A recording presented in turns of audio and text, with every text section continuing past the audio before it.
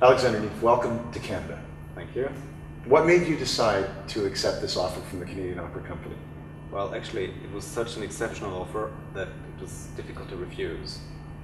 I mean, given the things I've done in the past,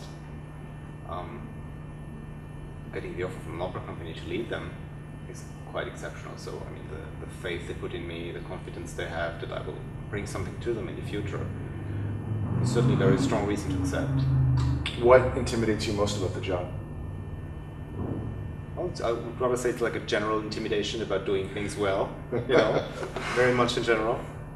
But the scope of the job is so enormous. This is a large company. It's a company that has some roots. It's a company with roots in the community, very, very strong reputation.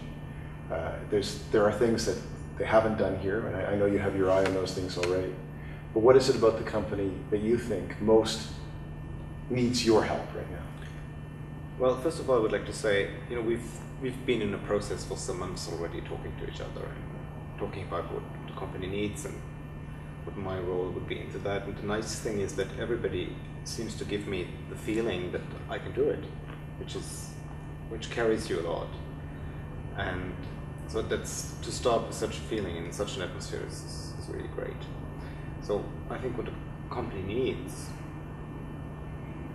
there's nothing wrong. I think it needs continuity.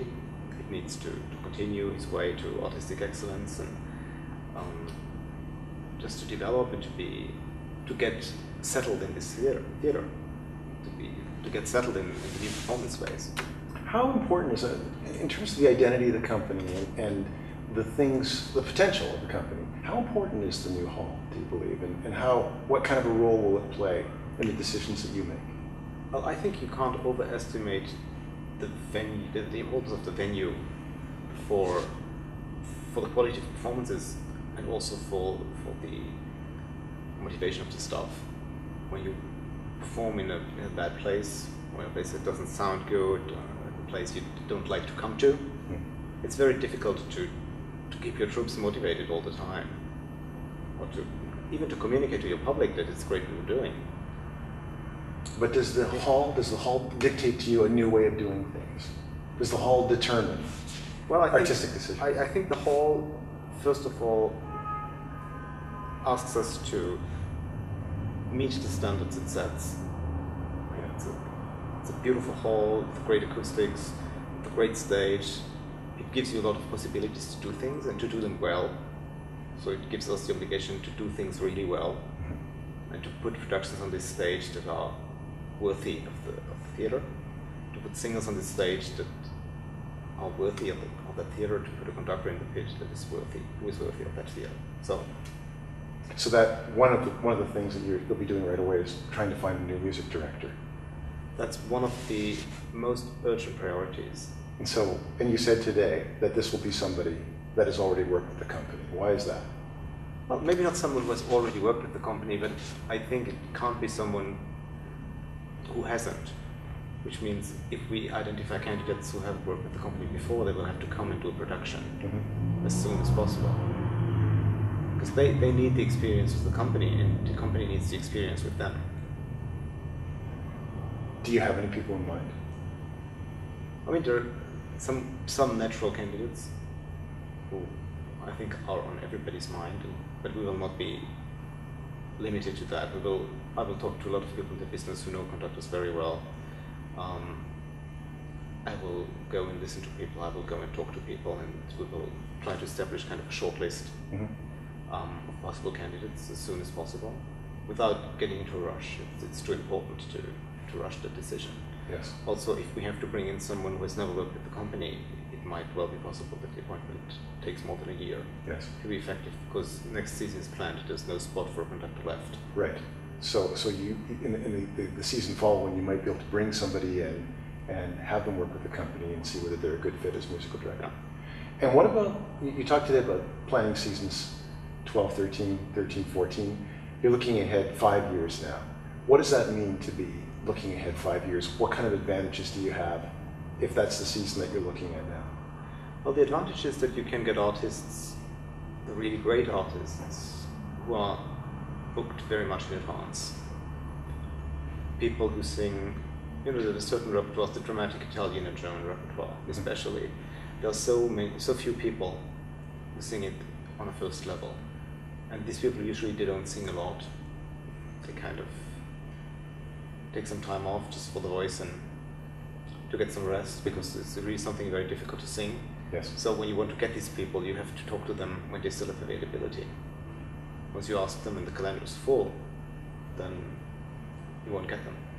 So, and it doesn't mean you have to prepare everything for 5 years in advance. It's no. just that some very important things where you need to get certain people need to be done in advance. You also talked today about how there are pieces in the standard repertoire that haven't been performed by the Canadian Opera Company, and you're interested in taking those on. Which pieces are you thinking about?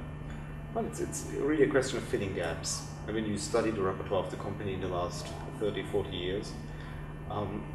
There are just some things absent. I mean, there has never been a production of Parsifal. There has never been a production of Freundeschatten. Mm-hmm. And there are things that belong to the repertoire of any major opera company that just have never been performed here. They've done a lot, but there are just some gaps, and we will fill them, and then it's in the repertoire. Do you have a sense of the audience now? Do you have a sense of what they're ready for, or what they'll be able to take? Or well, in theory, because I've only seen 2 performances. Yes. And when you study the repertoire, the things that have been done the past 10, 20 years, the seasons have always been very balanced. Mm-hmm. There's always been something from almost any period in the history of opera. Mm-hmm. Old things as well as new things. Mm-hmm. And what about the challenges? I mean, the more challenging productions here, there is a reputation, there has been a reputation over the last, say, 5 years of the company mounting difficult productions in an accessible way, and that's been or certainly more contemporary productions in an accessible way, and that's really been one of the strengths of the company. How do you see that continuing, or how do you see that playing into your vision? I think it's a solid basis you can build on, because one major point for me in making opera is really making opera for today. Yes. Opera that is relevant for today. Mm-hmm. It's not about, I call it costume party. Mm-hmm. I'm not interested in that. I'm not interested in making costume parties. I'm interested in giving people a reason when they're sitting there and watching the piece, giving them a reason while looking by watching the thing to understand why we still perform this piece. But for more contemporary pieces, sometimes when the music is more challenging, do you find that is what's the answer in making that accessible to an audience? Well, it so much depends on the pieces. There are pieces in the contemporary repertoire that certainly are so difficult that for a normal audience, it's very hard to understand. I mean, it's a question of, it's part of a bigger discussion about modern opera, actually. There has been a tendency in modern opera to avoid a plot. Yes. Or to make the plot so complicated that you can't follow. Yes. When you just sit there. I mean, I'm deeply convinced when I go to the opera, I want just to sit there and be able to understand something. I don't want to understand everything.